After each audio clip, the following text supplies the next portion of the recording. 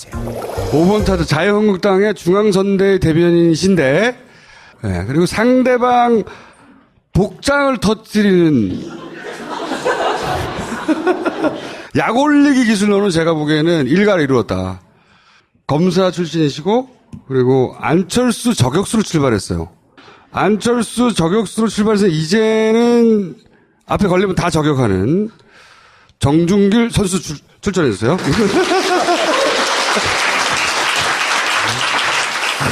이때가 그 안철수 저격수 역할을 하다가 그때 성공적이지 못했어요. 그때 법원에 들어갔다 나오시다가 딱 걸린 사진인데. 저격도 못 해봤어요. 제가 저격당했습니다. 기억하시는지 모르겠는데 안철수 당시 후보를 자격이 없으니 물러나라고 5년 전이요? 예. 했던 사건이 있었습니다. 근데 그때 그게 어설프게 진행돼서 되치기 당한 다음에 힌트 하나만 드리면 택시였죠. 하여튼 그런 사건이 있었어요. 다 잊어버렸을 거야. 워낙 많은 사건들이 있었으니까. 그렇게 안철수 저격수로 출발을 했고 지금은 이제 자유한국당에 제가 보기에는 리틀 홍준표다. 그걸 좋아하실지 안 좋아하실지 모르겠지만 어쨌든 대선 후보가 됐으니까 그분은. 자 간단합니다. 일단 어제 토론 총평을 잠깐 해주시고 어제 거든 최근의 토론이든 총평해 주시고 그럼 누구 한 사람을 패던 다 패던 상관이 없어요. 저는 일단 지난 토론회가 네거티브보다는 정책 위주로 된 것이 참 긍정적이라고 생각을 합니다. 아무래도 우리 후보 좀 자랑을 하면 유머와 순발력이 돋보이는 토론이었다고 생각하고 네. 제일 재미나게 봤던 거는 그 안철수 후보였어요. 안철수 후보가 얼굴을 마주보고 질문을 하니까 제 얼굴 보고 질문하시네요. 이렇게 웃으면서 말씀하시는 게 되게 기억에 남고요. 또 많은 사실 국민들이 또 늦은 시간까지 하더라도 사실 볼 용의가 있으셨던 것 같은데 난 안 한다. 집에 갈란다. 그렇게 얘기하시는 모습이 참 유머스러웠던 것 같습니다. 유머 포인트만 짚지 말고 순발력 이런 소신 상당히 있으셨던 것 같아요. 사실 대한민국의 현재 분위기에서 내가 존경하는 인물이 박정희다. 이렇게 얘기하는 거 이거 보통 용기 같고 어려운 거 아니에요? 근데 그런 이야기를 하신 거나 또는 탄핵 재판에 대해서 그 재판 그 결정문에 보면은 우리 법조인의 시각으로 봤을 땐 제가 변호사이기도 하거든요. 그래서 법조인의 시각으로 봤을 때는 좀 납득하기 어려운 부분을 이렇게 지적하는 것도 사실은 우리 홍준표 후보였기 때문에 가능한 게 아닌가 싶고 정치적인 관점에서 제일 중요하다고 생각하는 거는 사형제 얘기하셨잖아요. 그렇죠? 동성애 얘기하셨고 군 가산점 얘기를 했는데 여기 계신 분들은 이런 주요 테마에 대해서 어떤 생각 가지시는지 모르겠지만 요 세 가지가 어떻게 보면 보수적 가치를 가졌다고 생각하는 사람들 입장에서는 상당히 긍정적으로 생각하는 부분입니다. 그래서 그런 후보, 보수를 대표하는 후보로서 안정감 있는 모습을 보여주셨다고 그렇게 생각을 합니다. 그러면 토론회를 가장 못한 사람은 누구였습니까? 저는 안 같습니다. 왜 그렇게 생각하십니까? 그래서 저는 과거에 저랑 악연이 있어서 그런지 이상하게 안철수 후보를 보면 걱정이 돼요.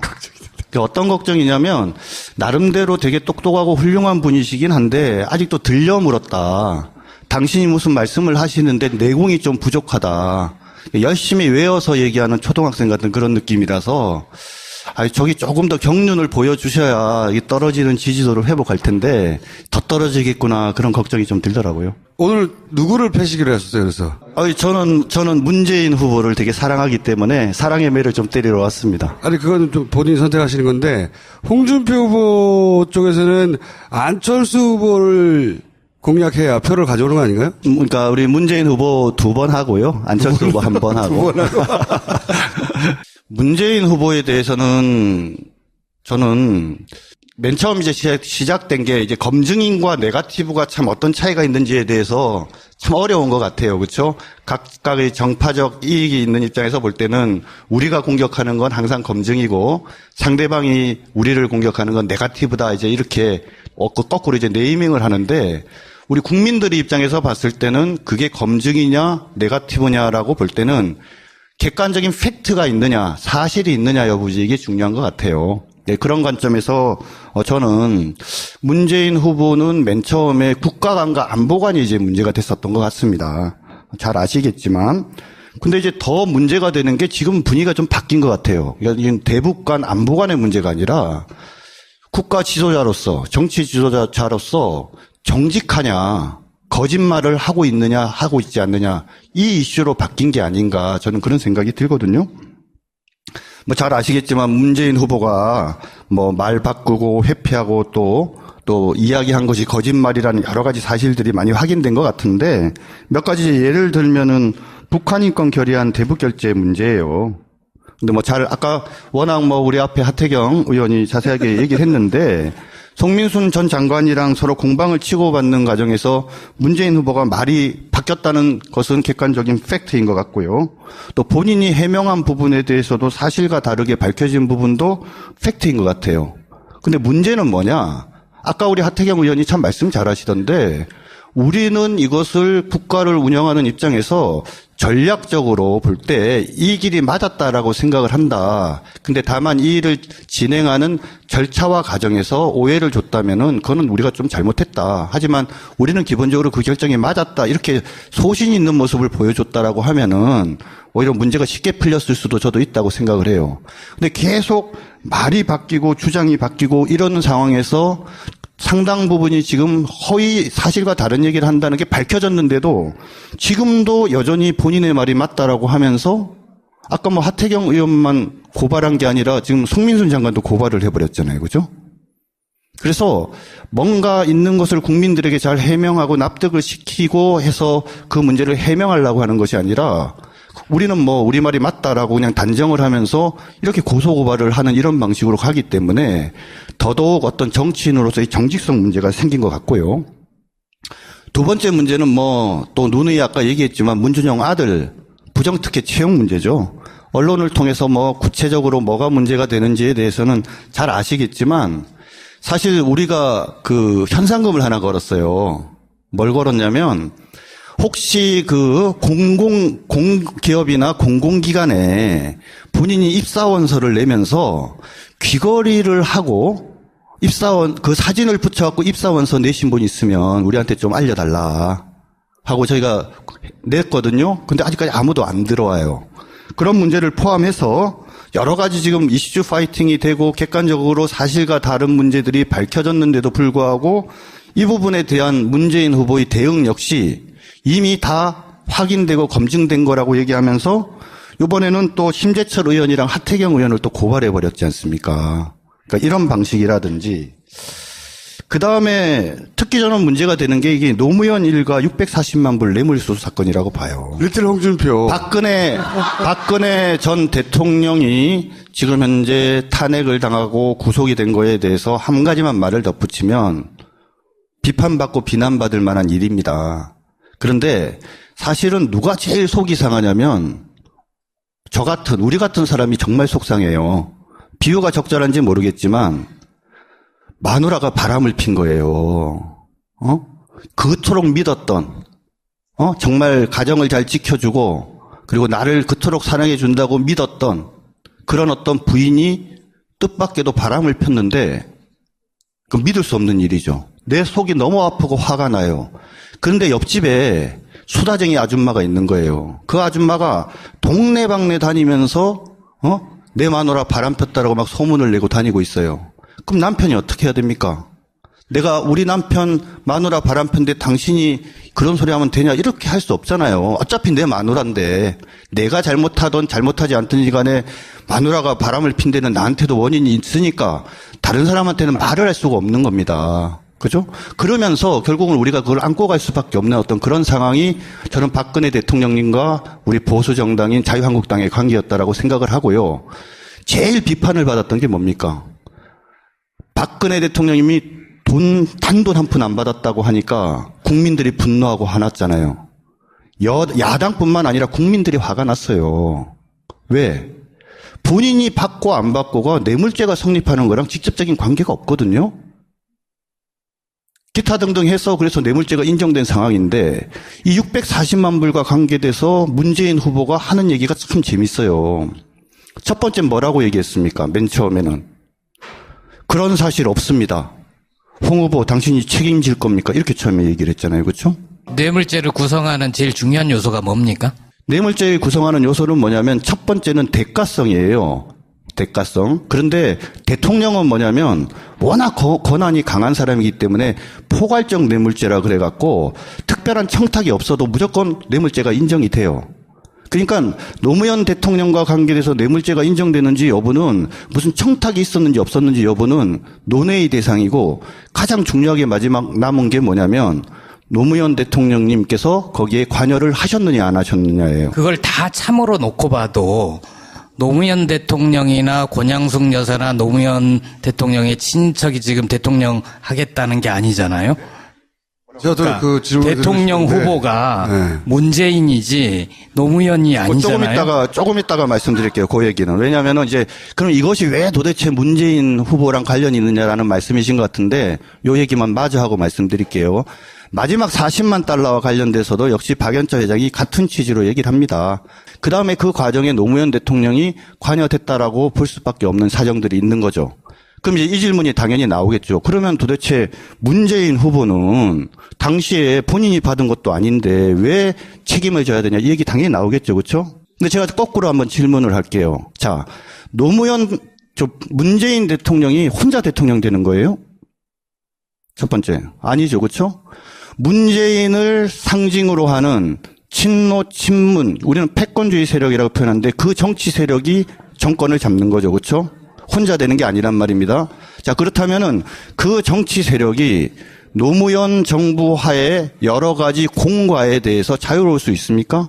자유로울 수 없는 거죠. 당연히 공도 계승하고 과도 계승을 해야 돼요. 그런데 나중에 비교를 해보시면 알겠지만 노무현 정권 하에 여러 정책과 현재 문재인 후보가 추진하겠다고 하는 정책은 상당히 유사합니다. 그런 측면에서도 공과를 다 받는 거죠. 문재인 후보는 당시에 노무현 정권에서 자타가 공인하는 2인자 아니었습니까?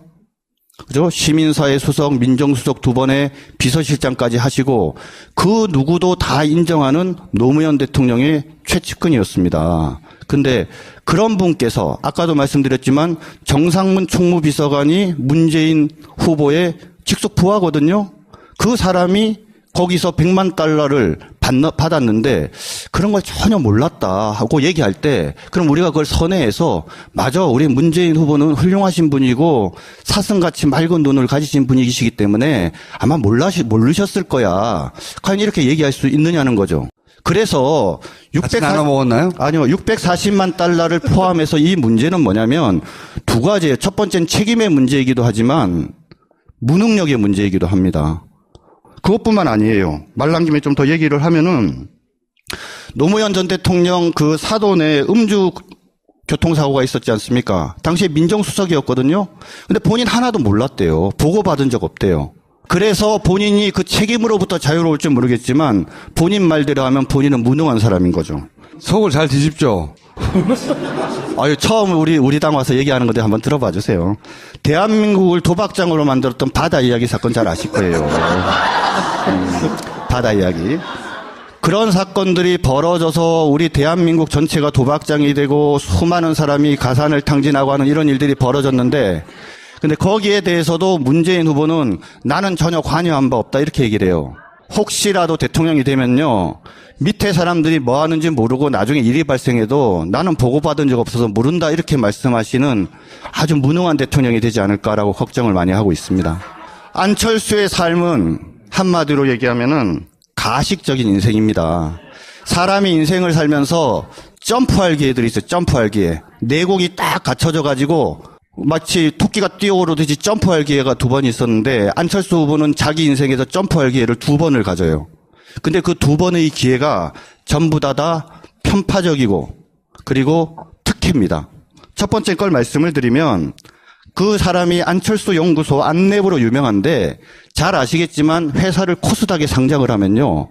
갑자기 주가가 확 뛰어갖고 떼부자가 됩니다. 또 다른 점프는요. 그거는 아까 했어요? 민주당에서 굉장히 길게 그다음 했고요. 또 다른 점프는 뭐냐면 본인이 카이스트 석좌 교수가 된 겁니다. 얼마 전에 안철수 교수가 아주 재미난 얘기를 하나 했어요. 카이스트의 석좌 교수가 그리고 카이스트의 부교수인 자기 부인이 서울대 정교수나 본인이 원장으로 가는 이 정도는 수평으로 레벨을 이동한 건데 이게 무슨 특혜냐 이렇게 얘기를 했어요. 그 말 되게 그럴듯한 말이거든요. 그런데 진짜 문제는 뭐냐면 카이스트 교수가 된 겁니다. 왜 제가 이 말씀을 드리냐. 안철수 후보가 카이스트 교수가 되기 전의 상황은 그분이 당국대학교에서 의예과장설이라는, 그러니까 아마 부교수도 아니었던 거로 알고 있습니다. 아무튼 그런 것들을 한 1, 2년 하다가 중간에 잘려가지고 안랩하다가 그다음에 또 안랩에서 이런저런 사실은 문제들이 있어가지고 결국 본인이 미국에 가서 EMBA를 3년 하고 오거든요. 그러게 돌아온 게 2008년도예요. 그러면 봅시다. 카이스트의 석자 교수가 되려면 어떤 조건이 필요하냐면 유명한 저널 등에 최소 40편 이상의 논문을 써야 돼요. 그 다음에 그것을 포함해서 60편 이상의 논문을 써서 그것이 권위가 있다고 인정을 받은 사람이 석자 교수가 되는 겁니다. 논문이 딱 5개 있어요. 하나는 석사학위 논문, 하나는 박사학위 논문, 나머지 2개는 2012년도에 문제가 된 공동저자로 이름을 올렸는데 나는 내용 잘 모른다고 본인이 변명해서 결국은 그 표절 의혹을 벗어난 2개. 나머지 하나가 5페이지밖에 안 되는 페이퍼예요. 이런 사람이 어떻게, 그러니까 정교수가 돼도 특혜예요. 그런데 어떻게 석자 교수가 됐냐? 딱 하나죠.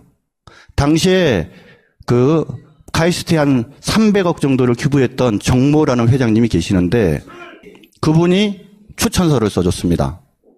그 추천서가 있었기 때문에 끝내야 됩니다, 이제. 석자 교수로 네. 가게 된 거고요. 너무 길어졌어요. 부인 네. 같은 경우에는 부인이 부교수로 갔는데 본인이 낸 경력증명서가 허위예요. 앞에 기타 등등 이래갖고 그런 허위 서류를 내서 그렇게 해서 간 거거든요. 그래서 방금 말씀드렸지만 본인이 현재의 거부가 되고 그 당시에 받은 146만 주 플러스 원래 자기가 가지고 있던 그 주식이 현재 가지고 있는 주식주랑 큰 차이가 없어요. 그런 다음에 주식 가격이 계속 오르고 대선에 출마하면서 주가가 오르고 이번 1월부터 3월까지 3달 동안 자그마치 한 2.5배 올랐습니다. 그걸로 인해서 그러니까 얻은 주가 평가 차익이 1,749억 원이나 돼요.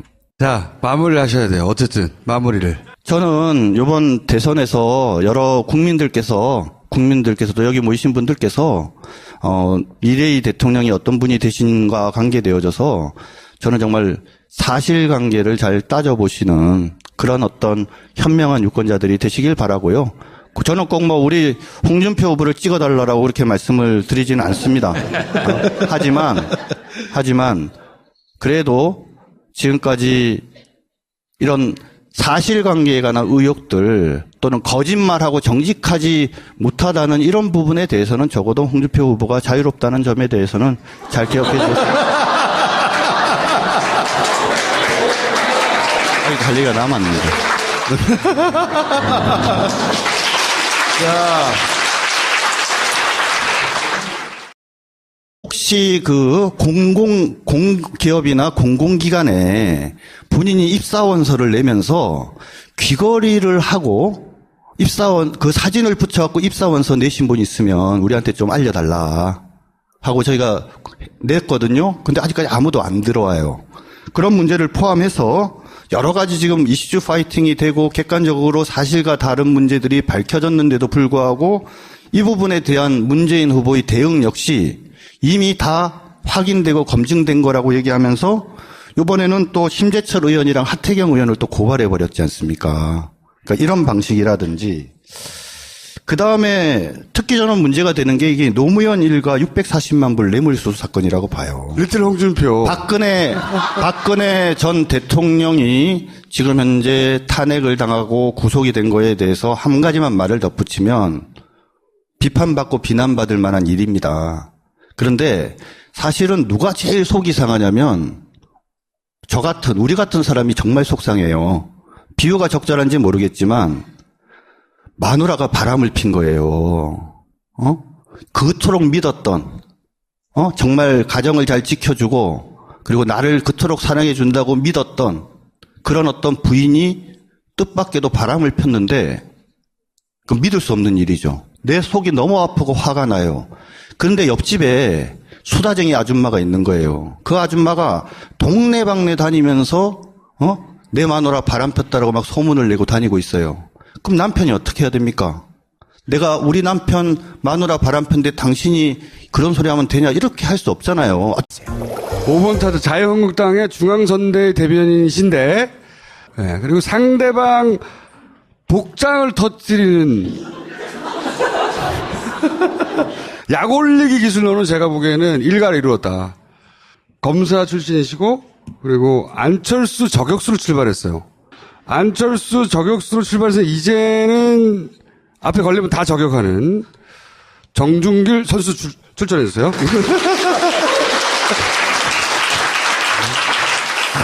이때가 그 안철수 저격수 역할을 하다가 그때 성공적이지 못했어요. 그때 법원에 들어갔다 나오시다가 딱 걸린 사진인데. 저격도 못 해봤어요. 제가 저격당했습니다.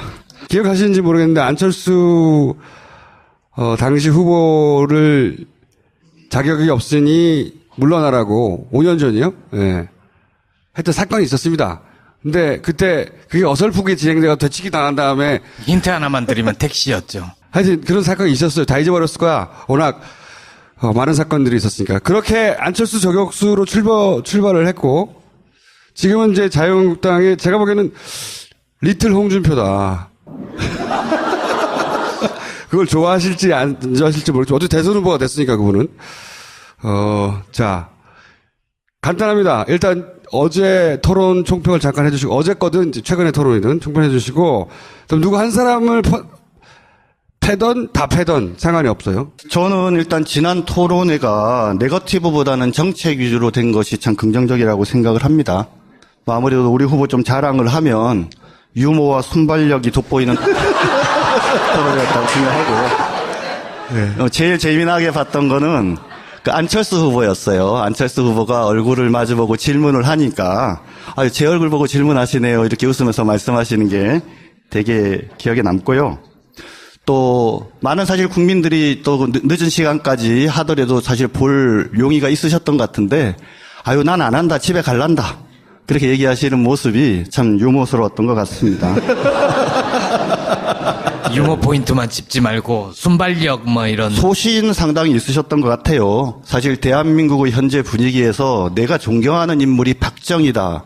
이렇게 얘기하는 거 이거 보통 용기 같고 어려운 거 아니에요? 근데 그런 이야기를 하신 거나 또는 탄핵 재판에 대해서 그 재판 그 결정문에 보면은 우리 법조인의 시각으로 봤을 땐 제가 변호사이기도 하거든요. 그래서 법조인의 시각으로 봤을 때는 좀 납득하기 어려운 부분을 이렇게 지적하는 것도 사실은 우리 홍준표 후보였기 때문에 가능한 게 아닌가 싶고 뭐 정치적인 관점에서 제일 중요하다고 생각하는 거는 사형제 얘기하셨잖아요. 그렇죠? 동성애 얘기하셨고 군 가산점 얘기를 했는데 뭐 여기 계신 분들은 이런 주요 테마에 대해서 어떤 생각 가지시는지 모르겠지만 뭐 요 세 가지가 어떻게 보면 보수적 가치를 가졌다고 생각하는 사람들 입장에서는 상당히 긍정적으로 생각하는 부분입니다. 그래서 그런 후보, 보수를 대표하는 후보로서 안정감 있는 모습을 보여주셨다고 그렇게 생각을 합니다. 그러면 토론회를 가장 못한 사람은 누구였습니까? 저는 안 같습니다. 왜 그렇게 생각하십니까? 그래서 저는 과거에 저랑 악연이 있어서 그런지 이상하게 안철수 후보를 보면 걱정이 돼요. 어떤 걱정이냐면 나름대로 되게 똑똑하고 사실들이 많이 확인된 것 같은데 몇 가지 예를 들면은 북한 인권 결의안 대북 결재 문제예요. 근데 뭐 아까 워낙 뭐 우리 앞에 하태경 의원이 자세하게 얘기를 했는데 송민순 전 장관이랑 서로 공방을 치고받는 과정에서 문재인 후보가 말이 바뀌었다는 것은 객관적인 팩트인 것 같고요. 또 본인이 해명한 부분에 대해서도 사실과 다르게 밝혀진 부분도 팩트인 것 같아요. 근데 문제는 뭐냐? 아까 우리 하태경 의원이 참 말씀 잘하시던데 우리는 이것을 국가를 운영하는 입장에서 전략적으로 볼 때 이 길이 맞았다라고 생각을 한다. 근데 다만 이 일을 진행하는 절차와 과정에서 오해를 줬다면은 그거는 우리가 좀 잘못했다. 하지만 우리는 기본적으로 그 결정이 맞았다. 이렇게 소신 있는 모습을 보여줬다라고 하면은 오히려 문제가 쉽게 풀렸을 수도 저도 있다고 생각을 해요. 근데 계속 말이 바뀌고 주장이 바뀌고 이러는 상황에서 상당 부분이 지금 허위 사실과 다른 얘기를 한다는 게 밝혀졌는데도 지금도 여전히 본인의 말이 맞다라고 하면서 아까 뭐 하태경 의원만 고발한 게 아니라 지금 송민순 장관도 고발을 해버렸잖아요. 그죠? 그래서 뭔가 있는 것을 국민들에게 잘 해명하고 납득을 시키고 해서 그 문제를 해명하려고 하는 것이 아니라 우리는 뭐 우리 말이 맞다라고 그냥 단정을 하면서 이렇게 고소고발을 하는 이런 방식으로 가기 때문에 더더욱 어떤 정치인으로서의 정직성 문제가 생긴 것 같고요. 두 번째 문제는 뭐 또 누누이 아까 얘기했지만 문준영 아들 부정특혜 채용 문제죠. 언론을 통해서 뭐 구체적으로 뭐가 문제가 되는지에 대해서는 잘 아시겠지만 사실 우리가 그 현상금을 하나 걸었어요. 뭘 걸었냐면 훌륭한 분이시긴 한데 아직도 들려 물었다. 당신이 무슨 말씀을 하시는데 내공이 좀 부족하다. 열심히 외워서 얘기하는 초등학생 같은 그런 느낌이라서 저기 조금 더 경륜을 보여주셔야 이 떨어지는 지지도를 회복할 텐데 더 떨어지겠구나 그런 걱정이 좀 들더라고요. 오늘 누구를 패시기로 했었어요, 그래서? 저는 문재인 후보를 되게 사랑하기 때문에 사랑의 매를 좀 때리러 왔습니다. 아니, 그건 좀 본인이 선택하시는 건데, 홍준표 후보 쪽에서는 안철수 후보를 공략해야 표를 가져오는 거 아닌가요? 그러니까 우리 문재인 후보 2번 하고요. 안철수 후보 1번 하고. 2번 하고. 문재인 후보에 대해서는 저는 맨 처음 이제 시작된 게 이제 검증인과 네거티브가 참 어떤 차이가 있는지에 대해서 참 어려운 것 같아요. 그렇죠? 각각의 정파적 이익이 있는 입장에서 볼 때는 우리가 공격하는 건 항상 검증이고 상대방이 우리를 공격하는 건 네거티브다. 이제 이렇게 거꾸로 이제 네이밍을 하는데 우리 국민들의 입장에서 봤을 때는 그게 검증이냐 네거티브냐라고 볼 때는 객관적인 팩트가 있느냐, 사실이 있느냐 여부지 이게 중요한 것 같아요. 네, 그런 관점에서 저는 문재인 후보는 맨 처음에 국가관과 안보관이 이제 문제가 됐었던 것 같습니다. 잘 아시겠지만. 근데 이제 더 문제가 되는 게 지금 분위기가 좀 바뀐 것 같아요. 이건 대북 간 안보관의 문제가 아니라 국가 지도자로서, 정치 지도자로서 정직하냐, 거짓말을 하고 있느냐, 하고 있지 않느냐, 이 이슈로 바뀐 게 아닌가, 저는 그런 생각이 들거든요. 뭐 잘 아시겠지만 문재인 후보가 뭐 말 바꾸고 회피하고 또 이야기한 것이 거짓말이라는 여러 가지